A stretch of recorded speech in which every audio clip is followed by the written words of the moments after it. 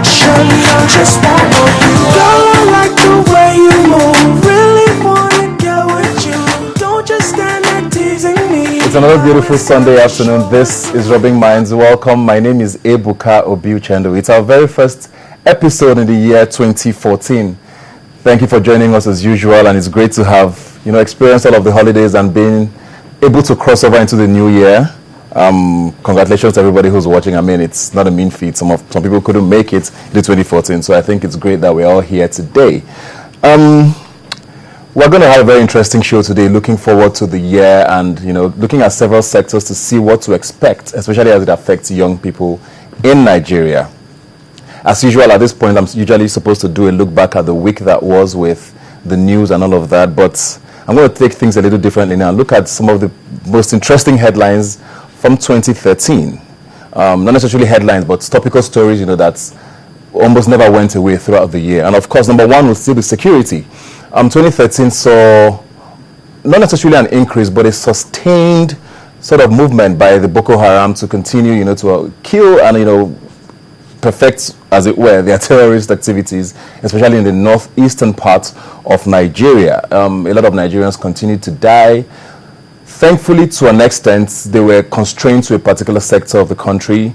Places like Abuja and Kaduna, which had seen attacks in the past, didn't see a lot of that in 2013, but it didn't stop them from attacking places in Maiduguri, in Borno State, Yobe State, and the environs. We also got to hear that the leader of Boko Haram was killed in 2013, Abu Shekau. He hasn't come up to say whether he's alive or dead, so most people actually believe that he's gone, but it hasn't affected the activities of the group in any way. So basically, we're going to be looking forward to 2014 to see what happens with security. It's probably going to be the one thing that shapes President Goodluck Jonathan's presidency.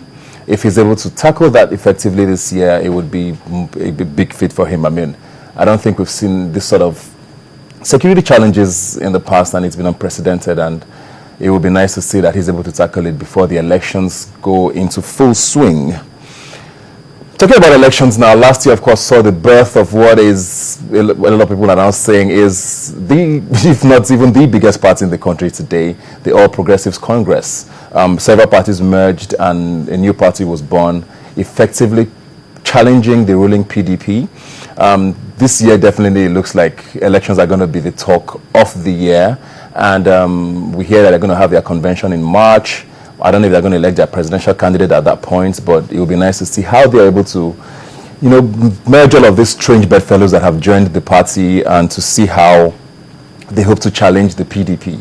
A lot of people are crossing over from the PDP to the APC. I was in Abuja over the weekend, and I saw a lot of posters already.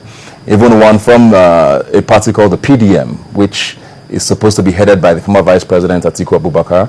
He has not pledged allegiance to any of the parties yet, and so many names have been thrown around by all of these parties.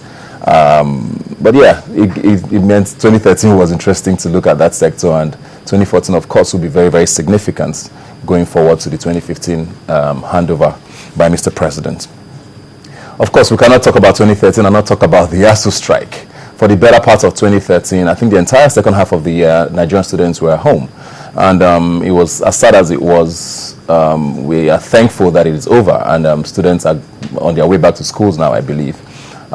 We do hope that this progress is continued and sustained, because looking back at our sort of precedents, strikes are almost held every other 2 years, and it looks like a lot of people actually think that this agreement might be flunked again, and in another year or so, maybe having students going back home again. Hopefully that is not the case. We hope that this is sustained and a lot of these problems are put to rest. Kudos to the government for resolving it eventually, even though it took them a long time to do that. And I know that Nigerian students are excited, hopefully, to go back to school and continue with their studies.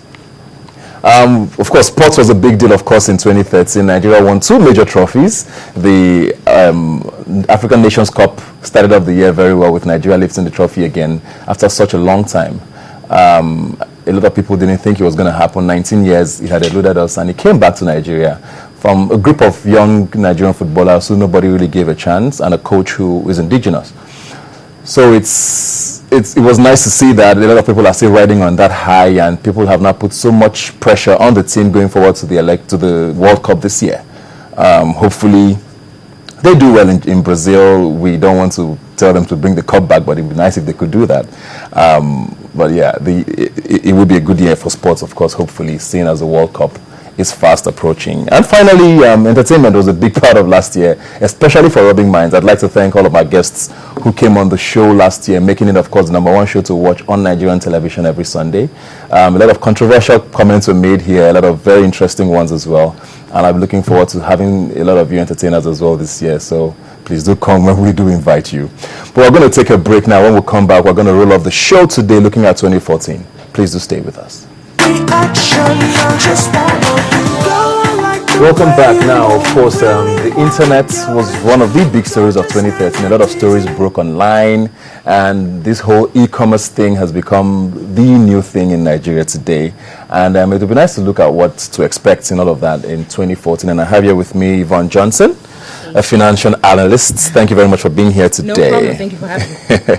Are you one of those active on social media? Let's start with that. Yes. Well, I'll say, yeah, I have a Twitter handle. I have a presence online, so to speak. So I try to engage as much as possible. You know, a lot of people thought Twitter by now would have started fading away, but it looks like it's getting stronger. Yeah. It's a platform that the possibilities are almost limitless. Exactly. No, I think, anybody thinking that it's going to die down, I don't think that's the way to look at it. I definitely think it's growth. Because if you take a step back, right, when you look at, we're talking about the internet, how it's going to shape Nigeria and whatnot, I think one of the key themes, right, is growth. However you define it. So it's higher internet adoption, it's greater contribution of the internet to the GDP, increased internet penetration. And I think all of this is driven by increased applications of the internet. So whether it's social media in terms of how we communicate, how we do business, and whatnot. So I definitely think growth is one of the key things that we're going to see over the next couple of years. Yeah.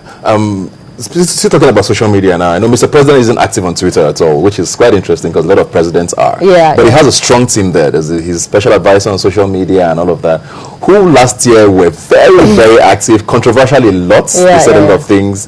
And interestingly, the 1st of January, they said people woke up to Aliko Dangote being on Twitter as well. Correct. Are we getting to a stage where, I think it was on the 31st, actually. Yeah, it was on the 31st, yes. Are we getting to a stage where a lot of these people who thought Twitter was going to just come and go and it's for young people are going to now start taking it even more seriously? Yeah, I agree. I think because again, the internet has really changed how we communicate and how we interact, and that really transcends different industries. So it's like how the government engages with the people, whether it's the youth or whether it's different segments.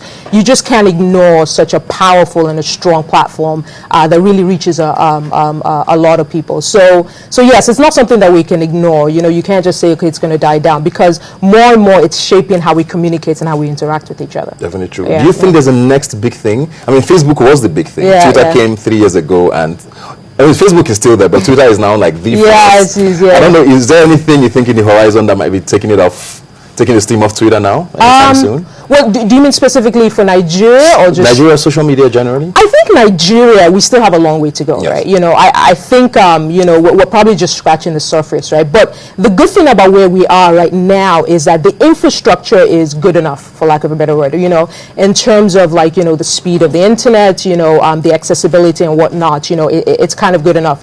But so what we need to have is just more applications, So in predicting the next big thing, who knows, right? I think when we think about, what has been big in Nigeria, it's actually been limited to a couple of segments, a couple of industries, right? So for example, financial services, so you can do your online banking and whatnot. Retail, of course, is the big thing, right? With a lot of online malls coming up. So retail is really taking off. But I think in terms of the next big thing, there's just a lot more that could come online. There's a lot more industries, whether it's education, whether it's agriculture, whether it's services, there's a lot more applications that could come on.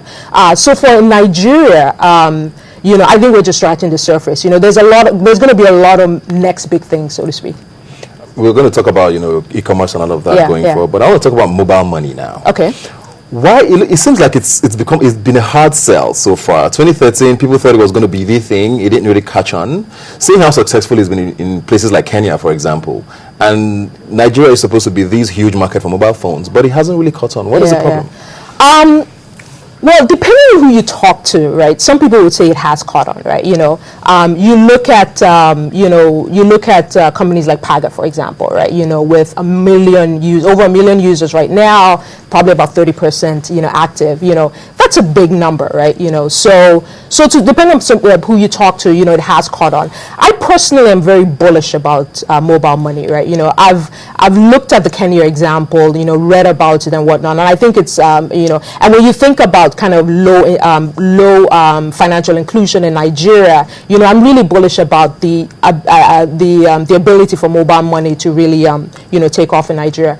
But I think if one takes a step back, it's the execution of it is not trivial. There's so many moving parts to it, right? And I think one of the big things and one of the challenging things, for example, is the agent network. Because if you think about it, right, we have low financial inclusion in Nigeria. A lot of people kind of in the rural areas don't have access to financial services, right? And so in order for them to really take on mobile money, you have to have this agent network really built out. And what you're talking about is going into kind of far-flung areas and whatnot, right? So it's really challenging to build that agent network to make sure the economics of it work out, because, you're going to somebody that already has, a small tuck shop, or for example, you're saying sell this extra product. It needs to be worth its while, right? So that agent network, I think that's one of the really most challenging parts of really getting mobile money to really take off. But I'm very bullish about it for Nigeria. We have heard so many stories about the banks are stalling it, the telecommunications companies are stalling it. Is that synergy there now? I think we're getting there. It's still I guess it's a fine dance, right? Because you're right, there are different players, right? So you have the regulator in Nigeria, that has that's kind of licensed the mobile money operators and kind of set the rules in terms of how they play. You have the banks, of course, and then you have the telco, because at the end of the day, we're really talking about being able to use the mobile platform to transact, right? So the telcos are an important part. I would add, of course, this agent network, for example, the agents, that actually sign up these people and then just do their transaction. And I think, there's still a couple of challenges, that we still have to iron out in Nigeria. But I think we're getting there in terms of having at least somewhat of a policy in terms of, how people would operate, and, with the banks and, with the telcos kind of working together. But I still think there's some challenges that we'll probably have to overcome. Yeah.